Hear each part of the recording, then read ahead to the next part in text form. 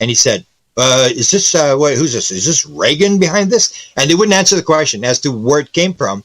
And so what happened was, he said, Paul Shartle was there. And then there was this Glenn E. Miller, who was the first agent for Reagan in Hollywood.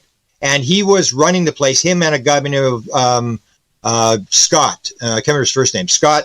And these two guys, one was a general, one was a big, huge PhD guy.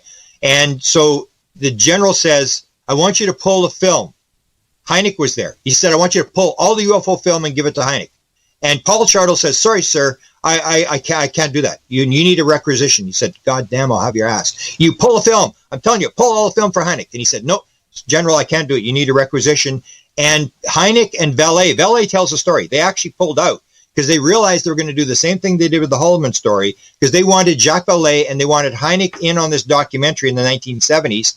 And they pulled out because they knew they were going to, Vallée called it the dangling carrot, that they would pull the carrot at the last minute, pull the film, and they would get burned on this film. So they wouldn't do it. And then a couple of years ago, like Bob is kind of doesn't really remember too much about it anymore, but a couple of years ago, he was going to do another documentary. Hal Puthoff was working. That's why I'm working on these kids who can see through the blindfolds. Mm-hmm. The Chinese were doing this in the 1980s. They had these kids who could see through blindfolds, and the CIA was there. And the CIA was investigating this, of course, because this could be technology. Like, how does this work? What can we learn from this? And they were there, and Hal Puthoff was involved because he was doing the remote viewing, and he was in this whole thing. And he had told all these stories and showed some of the films to Bob Emenegger. So Bob was going to go with Alan Sandler, and they actually went through the Defense Department, and they went into second stage. They went through to get all this stuff, and then the Defense Department decided, no, they were going to go and document these kids in China. This is only a few years ago, and do this sort of thing. So that's how they put it out. And I was even contacted in Hollywood, an agent in Hollywood, that they wanted me to do a thing. They were going to do a thing on the Avery. So I think Pandolfi was behind this, and they wanted to do a thing on the Avery, on these guys, and they wanted me to be the guy that was going to, and I said, I don't do that Hollywood stuff. I mean, I'm a researcher. I don't sit in front of a camera. I don't memorize lines. I don't do that kind of stuff. I'm not interested. I'll help you. Whatever you want, I'll help you. And he told me that Pandolfi was in Hollywood, and he was trying to get Joe Firmage, his material. And the agent guy told me, he said, this ain't he told Pandolfi, this ain't moving the needle. Nobody cares about Joe Firmage and his trying to levitate. And that's another example. Joe Firmage has spent $20 million or whatever trying to levitate this thing 1 inch off a table. I mean, if he's doing that and he's got all the money and the connections to intelligence, we don't have anything if we're trying to levitate something off the table. But he was trying to do that. And he said Semivan was there as well, trying to promote things on alien abduction. He was trying to get it through Hollywood. And that's what they're doing, is they realize that that's the way you change consciousness. That's the way you move the needle, is you get somebody, you put it on a TV so that a skeptic isn't confronted. Because you can confront a skeptic face to face. The guy says, get out of here, I'll shoot you. Get out of my life, you're bugging me. But if you put it on TV, the skeptic can turn on the TV and say, this is a nonsense, I'll watch this thing. This is crazy stuff, and watch it, and doesn't realize that it's this subliminal thing, that you're watching it like Close Encounters of the Third Kind was a real deal. The same as and I can't say who told me, but E.T. the Extraterrestrial, apparently Spielberg's mother had said in an interview, and I know the person who did the interview, said to me that she said, that scene in E.T. the Extraterrestrial with the stuffed animals in the closet where E.T.'s hiding? It's a real story. Happened to Steven Spielberg. I went, what? It's like, and so you see that you weave this stuff into fictional stuff. You put the story out, but you're able to hold it because you don't want to lose the story. You don't want to lose control of the story. And that's what I always say. If the government wanted to disclose, they would stand up and tell you. So they're not disclosing, but they're not covering up, because if they wanted to cover up, they'd do what the Canadians have done. I was even asked the other night again, what about Canada? I said, I have 45 years. I have no idea what the Canadians are doing, because they don't talk about it. They just don't bring up the subject. I wouldn't know who to talk to. I wouldn't know what department to go to. The Americans talk it all the time. So they're not covering up and they're not disclosing. They're doing something in between. They're doing this, pull it out, put it back, this climatization. So what happens is it starts in the Rand, I think it was Rand that put out this thing in the 1960s that said, if you realize that there's ETs here, you got to acclimatize the people very slowly. You got to acclimatize them. So you acclimatize them, you put all this stuff, you pull it back, nobody knows which story to believe, you put in multiple stories and stuff like that, all this stuff about Area 51, and nobody can confirm anything. And then when New York Times says, oh, it's for real, the U.S. Air Force or the government is doing a UFO study, everybody goes, big deal, I knew that right. Yeah, and that's what we're going through today. That's exactly. And what is interesting, the Bob Emenegger saga which he went through a few times. I mean, by that, he should have been reading from a playbook, by round 2, because it was the exact same situation. And we find ourselves doing the exact same things today. I think you're absolutely right with all of that. And when we look at the Pentagon, we look at TTSA, all of the revelations that came out with Leslie Kean in the New York Times, we find ourselves now, too, that's almost 3 years ago, right? It's going to be 3 years, Grant, and we're chasing our tails.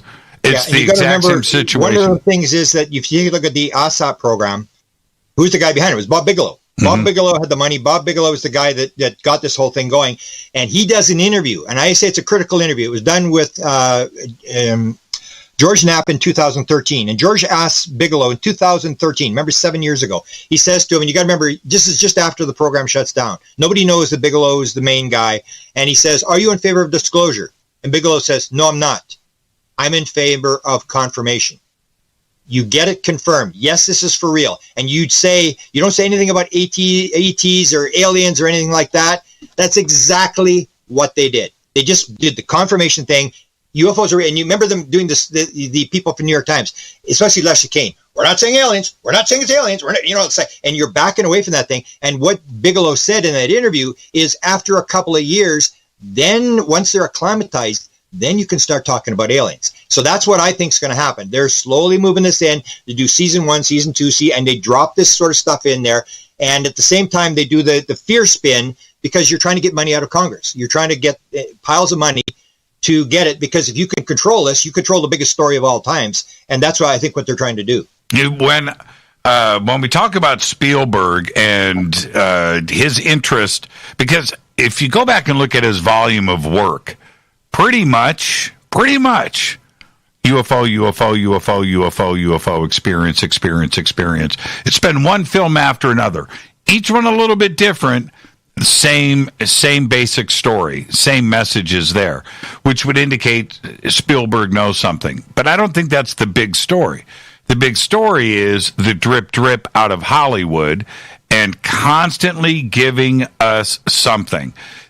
Today, Grant, it's fast radio burst. It's the discovery of new exoplanets. It's communication. It's the location of possible life out there and what planets, asteroid flybys, Oumuamua. All of that combined with everything else that has been happening for the last couple of years indicates that the playbook is actually happening. Yeah, I think they're just doing it on steroids. They've learned how to do it. In fact, I get asked all the time, why did the Navy come back out and confirm this when they'd already confirmed that they released the videos? And why did they do it in the middle of the pandemic? And it's because that's how you do it. You put it, this is just an expression. This is a perfect time for bad news.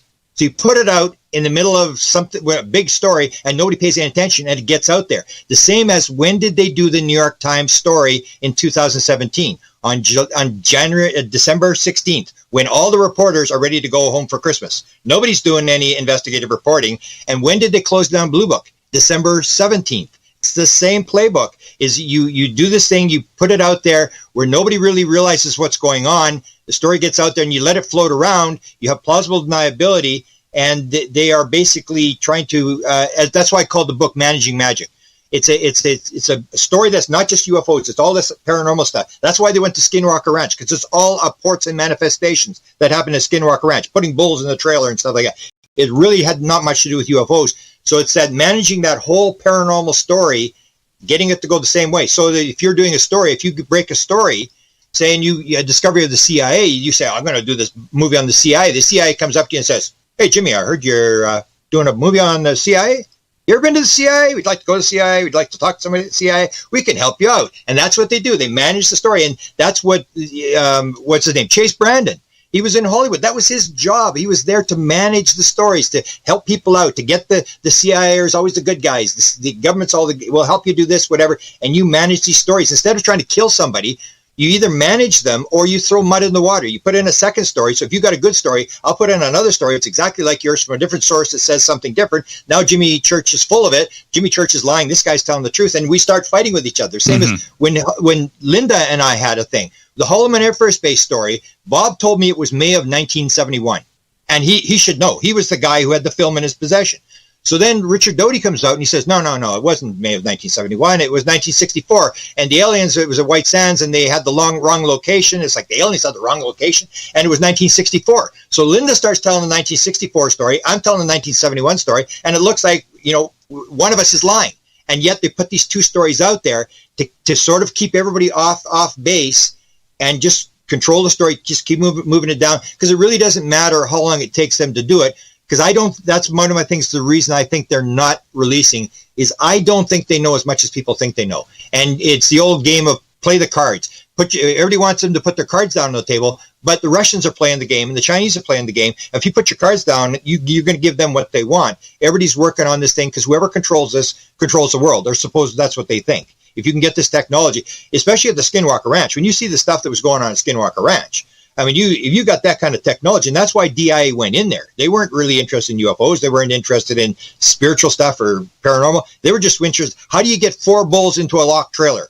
And you see the reports, and it says stuff through metal walls, and that's the whole deal. Is the military is always looking at the angle of weapons, and because that's their job. That's what Lou Elizondo says. I'm just here to protect. I'm here. He's doing the military thing. That's what you're paid for. And one of the problems that we have is that there's really nobody in the government who really had, like the agriculture department is not going to do it. It really didn't fit into anybody's job description.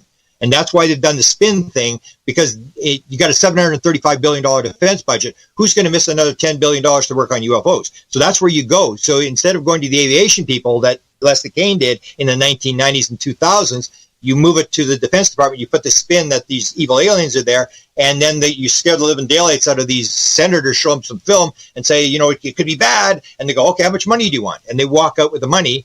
But I still think the guys who are behind it, a lot of them people keep forgetting. A lot of the guys who are behind this are experiencers. Like Jim Semivan had the beings in his room. I mean, they were in there, and he went to Ron Pandolfi, and he said, these beings are in the room. What's the deal? You're the UFO guy. And he said, you don't have a need to know. And then Semivan said, I don't have a need to know, because he was covert ops, head of covert ops for 2 years. I don't have a need to know. You bring your boss's boss in here. We'll see who doesn't have a need to know. And then supposedly they bring in Tenet, the head, the director, and he says, leave it alone. Pretend it's a one-off. Just pretend it'll never happen again. It'll ruin your career. And as soon as he leaves, he gets briefed. Pandolfi brings him in and briefs. And that's exactly what Kit Green told Richard Dolan, that the people in the government don't have the high security clearances. But the minute you leave the government, that's when you get the security clearance, when you go to work for the contractor. And they have it in the contractor world because it's not, there's no FOIA. No accountability. Right. Yeah. Yeah, and there's another interesting part. I want to come back after the break, back to Skinwalker, but the interdimensional part of this, where something seems to be, I've seen enough of it, and so have you. Something is phasing in and out of another reality, another dimension, parallel world. I don't know how these things manifest themselves.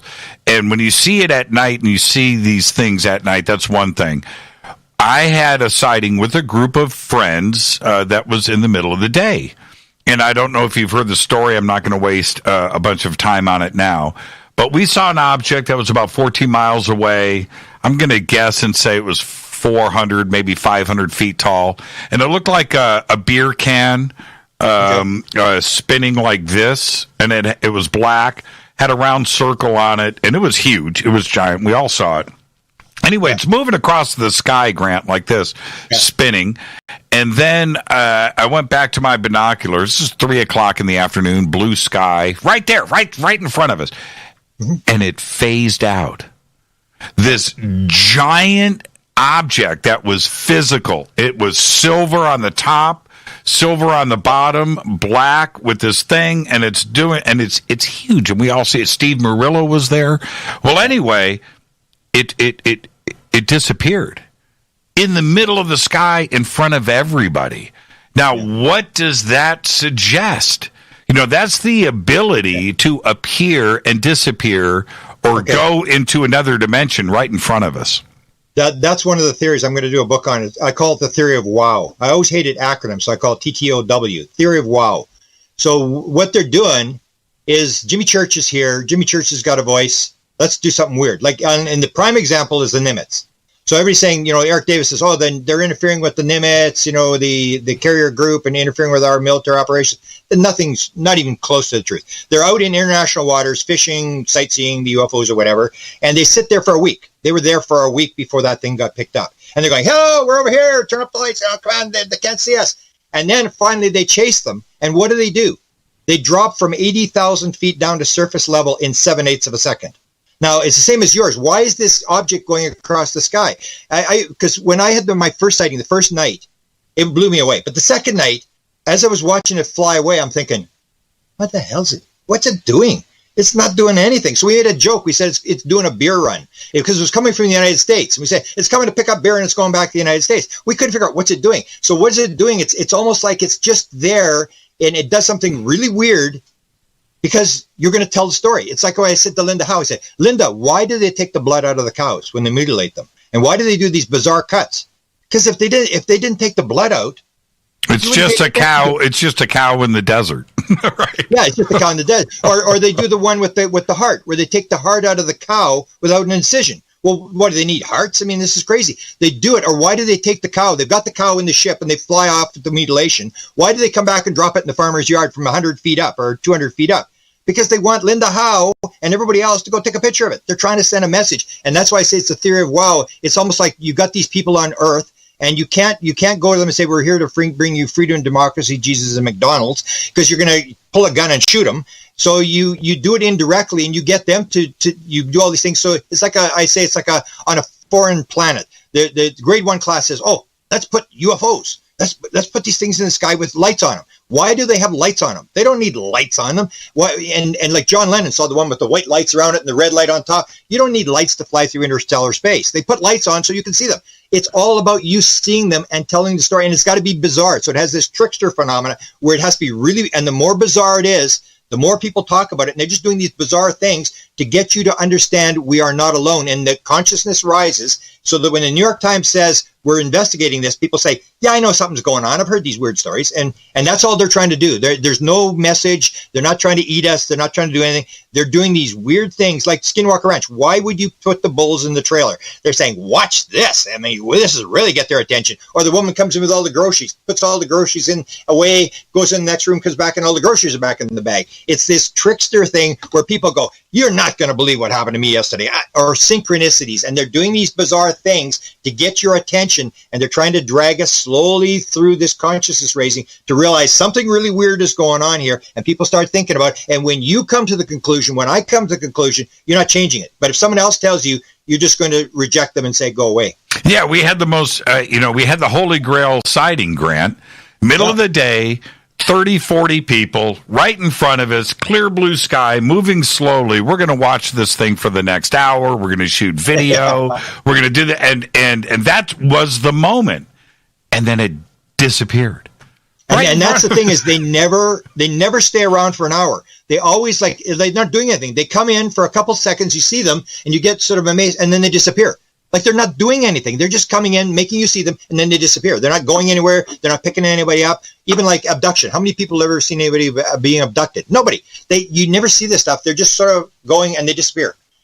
Very interesting. Let's take a break right here, Grant. Stay right there. Our guest tonight, Grant Cameron. I am your host, Jimmy Church. This is Fade to Black. Yep, that's right. We're going to do 5 hours of discussion in 2 hours with Grant Cameron tonight. Grant, stay right there. We'll be right back.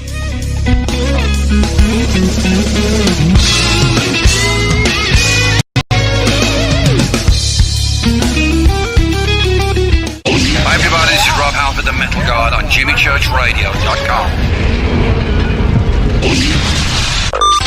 This is KGRA Digital Broadcasting Station, Salt Lake City, Utah, Van Buren, Arkansas.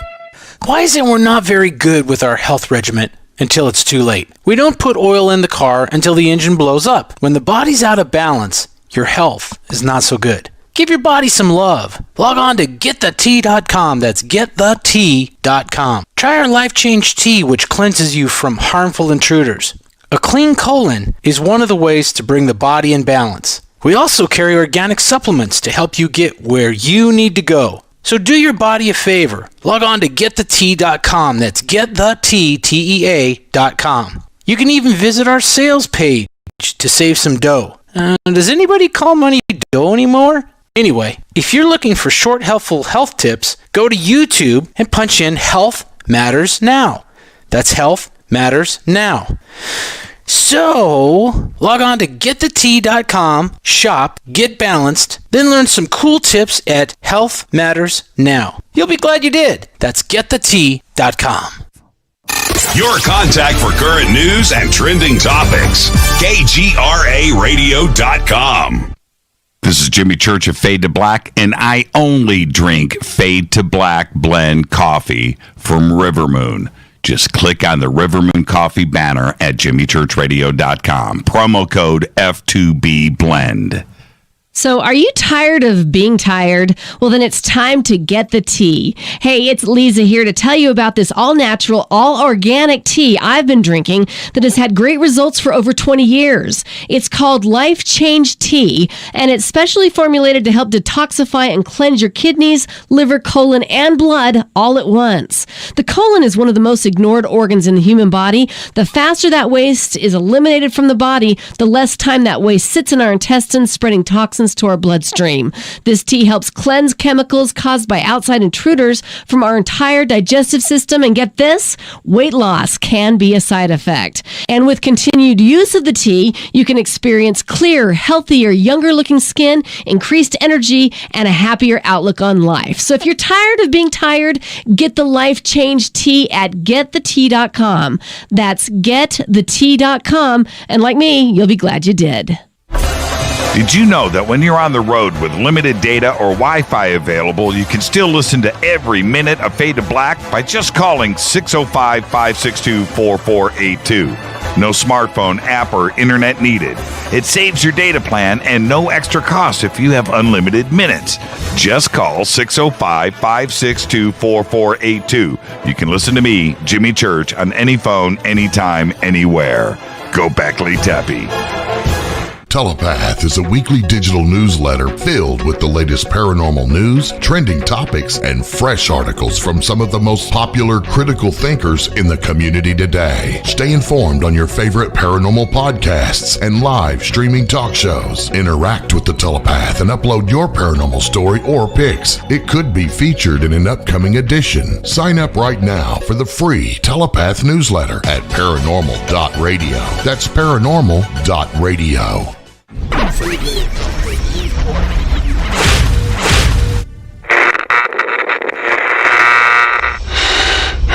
You want to know a secret? I love ponies. I really love ponies. I'm serious. I couldn't stay sane without ponies to brush. Why Fade to Black? Because you never got that pony, damn it.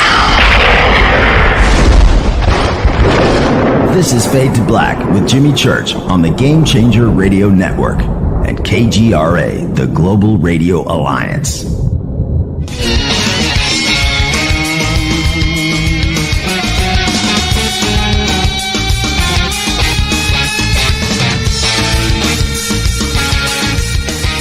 Welcome back, Fade to Black. I am your host, Jimmy Church. Our guest tonight, Grant Cameron. Always great when he's on the show.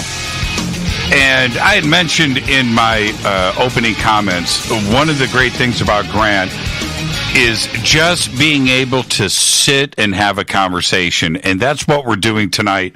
And you guys, in a virtual sense, you're just sitting with us and living the conversation with us in real time. And what if you were watching on the cameras, I have a bunch of cameras here in the studio, and I was showing Grant some of the guitars here in the studio. That's what we do during the break. We're just having a conversation as friends. And Grant, thank you so much. It's always great having you on the show. Skinwalker Ranch, and I want to shift gears to this because it seems that and this is me from the outside looking in, but over the last year, we had DeLong and his TV show on History Channel. 2 years, 2 seasons of Project Blue Book, which has been canceled. I don't understand that. And now we have Skinwalker, and which is on History. I haven't seen it yet, by the way, so I can't really make any objective comments on it. But the point being, it seems that the programming is being developed from almost like the same group of people, right? That is being put out there. And do you think that we are going to, just like DeLong series, Skinwalker is kind of like a DeLong series too, in a weird way, indirectly, but are we going to see results? Or is it going to be like Finding Bigfoot, right? Where there's not going to be a conclusion, and we are always going to be, you just said it, chasing the carrot.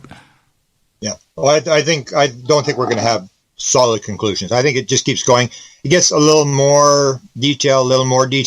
Like I remember back in 75, people don't realize, because I've been at that long, that everybody thinks what happened now happened then, and it's like a totally different world. I mean, in fact, it was believed that UFO sightings were random events. So if you saw one, you were crazy. I mean, if you saw 2, they'd lock you up. I mean, you could never claim you saw 2 UFOs because it was so rare.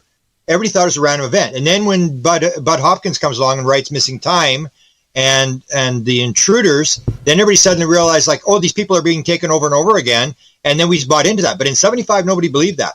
And you see the phenomena has changed in terms of what we believe. We know so much more. We didn't know any of the consciousness connections to it. We didn't know about the missing time. We didn't know what the inside of the ship. Now we know a lot of details about the inside of the ship. It's like 500-watt light bulbs. The light doesn't come from anywhere. It's almost like this description in the near-death experiences. Like I asked the people near-death experience. It was really bright. Yeah. Was there a sun? No. Where was the light coming from? I don't know. It was coming the same description as the UFO experience. So there's all these details that we've got, and yet things are changing, almost like the phenomena is changing as well. Because in when I started, we had these ground traces. Remember, Stan used to say this is the absolute physical evidence. Right. Got these ground traces. It lands, burns out the thing, leads the tribe. That hasn't happened for 20 years at least. There's been no ground traces. And crop circles only started in 1982. The cattle mutilation only started in 67. In the 60s and 70s, there was stuff called angel hair. Most people today wouldn't even know what angel hair was. In our day, we knew what it was. Right. And it's this idea where almost like they keep changing the playbook,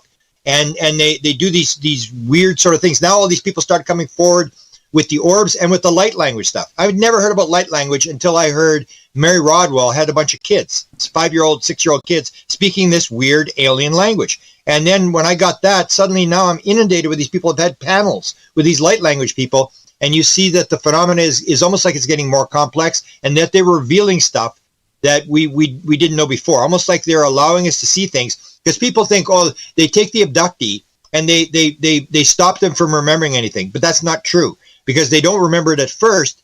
But there's a lot of experiences where somebody is regressed, and they're putting something in their leg, or like an implant, and they're saying it's now time for you to remember. So abductee people are at one point, they actually have it in dreams. They make you go to a psychiatrist. They're driving you nuts. You have these terrible dreams and stuff. Betty and Barney Hill, same thing, where they had these dreams and they couldn't get them out of their head, and they went, and then they find out what had happened. So they're forcing the issue. They're blocking it in some aspects, and they'll actually tell the person. The person will say, "Well, why are you teaching me all this stuff? Why are you taking me in the middle of the night, like all the time? I can't sleep. You're taking me and stuff." And they said, "When the time is right, you'll know what to do." And they do open people up. Suddenly people remember what happened. And so it's this gradual thing that the government is doing, this gradual disclosure, but the intelligence, whatever it is doing the gradual disclosure as well. And that's where the Skinwalker Ranch thing. So it goes Skinwalker, you get them at Skinwalker, and all this stuff is going on, and then it stops. And then Bigelow doesn't want anything to do with it anymore. He sells it, and now they've got this thing. I don't know if it's really that much going on like they're claiming, but the Skinwalker thing happens all over the place. Like they talk about, for example, they followed the special forces guys home. It's the hitchhiker thing. It's terrible. Let's follow these guys home and stuff like that. And it's like, no, it follows everybody. When you become part of the phenomena, you can actually say to someone, they say, I don't think I was abducted. I had a dream. And then I say, anything else weird happened to you? Oh, yeah. And just not tell you. Everything ever fall out of the sky or disappear or reappear in your house? Oh, yeah. And the people, and all this weird stuff, the hitchhiker, it's all the same thing. And with the Skinwalker Ranch, one of the key things that I learned from Skinwalker was what George Knapp said, because not everybody had an experience there. So you're saying, oh, it's the area. It's the area, and that's why they're having this stuff, because there's something in the ground or whatever. But John Alexander ran NIDS.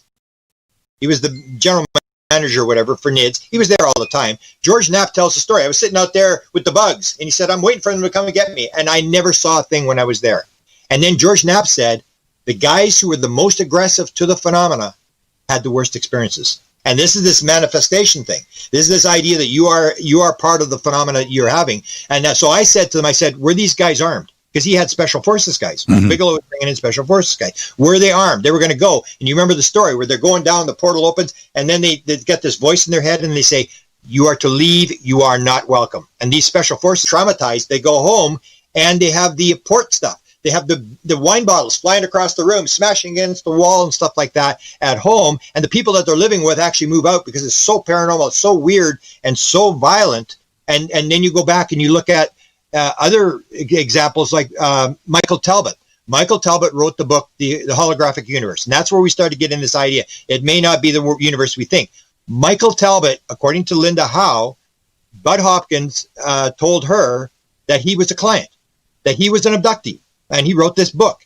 And he says when he was a child, like every other UFO experience, he had poltergeist experiences in his house. There was gravel on the roof. His father would get these shovels of gravel off the roof and stuff like that. And he said when he was in a good mood, the poltergeist was very playful. And it would hang the socks off the plants and stuff like that. But when he was in a bad mood, he'd wake up with needle marks and pin marks in his arm. And that's this whole thing with Skinwalker Ranch, is that you are part of the phenomena. So the people who were having the experiences were not George Knapp, were not John Alexander, they were Eric Davis. Eric Davis is an experiencer. He had this experience with a UFO over his head, daylight experience, when he had his graduation party, when he got his PhD, him and his wife, and nobody else saw it, and they were sitting there, and it had lights on it, and a big triangle comes flying over. He's an experiencer, and that's what you start to see, is that these experiencers are part of the story, and they're the ones that had the experiences at Skinwalker Ranch. Is Skinwalker, in your opinion, is this an ET story, or is this a supernatural story? I think it's more a poltergeist. In the book, I'm doing a book on reports and manifestations. I think I've got 20 items. So they had like the thing with the groceries. Then they had the post hole auger that ends up in the top of the tree. That's all occult manifestations. It happens in seances. It happens around UFO experiencers all the time. They'll tell you the same thing, that these kind of things are appearing and disappearing and stuff like that. And the bulls was the catch. And then when they bring in, again, you bring in the guy from the DIA, the guy that ran the DIA program before Elizondo, he comes in and he sees this infinity sign made out of metal. He goes onto the ranch, he gets brought on the ranch, and he sees this, and that's when he decides they're going to go in there. But that's all they're interested. That's all DIA. And Jacques Ballet at one point said he was involved in Skinwalker Ranch. He said about the only thing we didn't have at Skinwalker Ranch was UFOs. They had the orbs. And that's the thing. What I find so interesting about Skinwalker, because you and I have been to different locations around the country where things seem to be location specific. I would say that I'm pretty confident in saying that. At Skinwalker, nothing in the sky, right? Yeah. Everything is on the ground involving humans. Yeah, and that's why DIA was interested in it, because of the military applications of putting things through walls and making things appear and disappear. I mean, that you can understand why they would be investigating that. And yet it's been turned into sort of like a UFO story. And when you start to look, I mean, there aren't UFOs. There's these orb things, which are a big part of the UFO phenomena, but stuff on the ground, portals, maybe related to, and again, they would be very interested in the portal thing. They even contacted me. They were sort of, because I was following the Mission Rama thing. I sort of made that story public in the English-speaking world, where they had these Zendras, where people are inside these Zendras, where the aliens are in there, and there's 7 people, and they're seeing all this stuff, and they can open up these Zendras, which we call portals. And I know Pendolfi was really interested in that stuff. In fact, I've got him on camera. The one time he's really, really angry. He was on a cruise ship going through the Panama Canal, and he's on camera. The only time he's ever been caught on camera. And that's where he says, they kept putting this portal story out. And then this thing came, and his wife says to him, okay, Footman, what do you say? And that's his code name. Like, he's the Footman and she's the princess. He's taking care of her or whatever. And then he says, he's sitting there and he says, everybody's wondered what it's like to go into the next world. And then he says, the next time John, and this John guy is a guy, he went to UCLA, I think, with John. He was a guy at university with him. So this John guy is sitting beside him, and John's sitting there cleaning his glasses. He's looking at him. He says, next time John goes to the desert, a number of people in this room will go into the next world and come back again. And so I grabbed this. He put on his wife's Facebook page, and I grabbed this thing, and he was really angry. Maccabee had told him about it. He said, that camera's a thief. And it's like, well, you put it on Facebook. And it's the only time he got caught, but he's talking about this portal idea. And he kept repeating, or even his daughter. They get Joe Firmage on with his daughter. And his daughter is like 6 years old. And they say, have you got a question for Joe Firmage? He says, yeah. She comes on and says, how many portals do you have in your house? And I'm going, a 6-year-old kid is saying that? They're talking. There's something's going on. And so I hung on to that. And that's that whole thing. That's what Kit Green says. When Peniston said, you're going to tell me what the hell's going on here. And he says, it's propulsion. He said, what do you mean it's propulsion? He said, we're trying to figure out how does it pop in and pop back out. Because that's what it's doing. It's not coming. It's not flying in. It's what you saw. It pops in, it disappears, it reappears, and it's almost like it goes into another dimension or something. And Kit Green said there was 8 guys working, and it looks like they got Defense Department money, and they're working on this thing. They're trying to figure out this thing. How does it move in? How does it move out? And then when you look at, I don't know if you heard the release tape that Kit Green, it leaked out, and I got a hold of this tape. I gave it to Burroughs. Burroughs said, no, it's not Kit Green. No, it's not Kit Green. And then he went to Kit Green and said, yeah, it's me. And on the tape, you think, well, they're doing nuts and bolts and stuff like that. No, they're doing Skinwalker type stuff. They've got this woman, her name is Kay Randall May, and Kit Green's talking to her, and it's on tape. And then what Kit Green says when he was confronted, he said, well, I'll tell you what, the client released the tape. Legally, I can't talk about it. End of story. So he wouldn't refer, but he's saying to the woman, he says, you're 95% accurate. And he said, who are we dealing with? And she says, there's a portal off the coast of California, underwater. And she's going, and I'm going, wow. It's like, this is Kit Green, ran, life sciences at the CIA, was the head of the Weird Desk. And he's talking to this woman like in woo land, and he's talking to her, trying to get answers out of her. It's the same thing as Chris Bledsoe. You go to these people, you got in the field, she's in the field, she's a medium, she's very accurate. And then he starts talking about this test. And I remember this test they were going to run with the Chinese. Kit Green was going to run this test with the Chinese, where what they do is they put one person in an MRI, then they put another person in the MRI, and they were going to do it from China to America. And then the one person would send a telepathic message to the other, and they would have the MRI, and they would be able to see, is consciousness non-local? Right. Does it take time for the signal to go across, or is it instantaneous? And on this tape, he's talking about putting this woman in one MRI and putting Uri Geller in the MRI. And Uri Geller's not bringing his cameras in to film this thing, because Uri always wants to be on camera and stuff. And he's not bringing his cameras. He's not going to be doing this. And they were going to run this experiment again. And I don't know what happened to it, but you see this thing where when I start to see those kind of leaks, then I see that they understand there's something really weird. There's a phenomena going on, and that's why they're looking at the DNA of the experiences, and they look at the MRI. Is there something in the brain that's an antenna that's picking up the signal? Because they're trying to figure out how do they make this connection. And everything they learn can be turned into weapons. It can be turned into information. And they're trying to figure out how the universe works. And that's why I sort of get frustrated a lot of time with the UFO community, that people are into like the sightings and stuff, and it's fine, it's sightings, whatever. But what we do in documentaries is we keep doing the same thing. So we do Rendlesham, we do Roswell, now we got Nimitz, and then we do Travis Walton, and then the next series comes up, and then we do Rendlesham, we do Travis Walton, and we tell the same stories over and over again, instead of saying, okay, UFOs are real. Even now, the government has said UFOs are real, and people are still out there trying to get more cases to prove UFOs are real. And it's almost like the Rodney Dangerfield. I always say, people should be like me, where the thing was right in my face the first time I saw it. And then you never worry about, is it real? But people, it's almost like they feel bad because they're in the UFO field and they're trying to prove it to their friends and neighbors. And I say, forget about your friends and neighbors. Get beyond the UFO. It's real. Let's try to figure out now why they're here, what's going on. And majority of the UFO community, they say, well, that's anecdotal. Well, it's all anecdotal. You saw a UFO sighting. The Nimitz thing was, has the film. You're taking their word for it. The pilots, you're taking their word for it.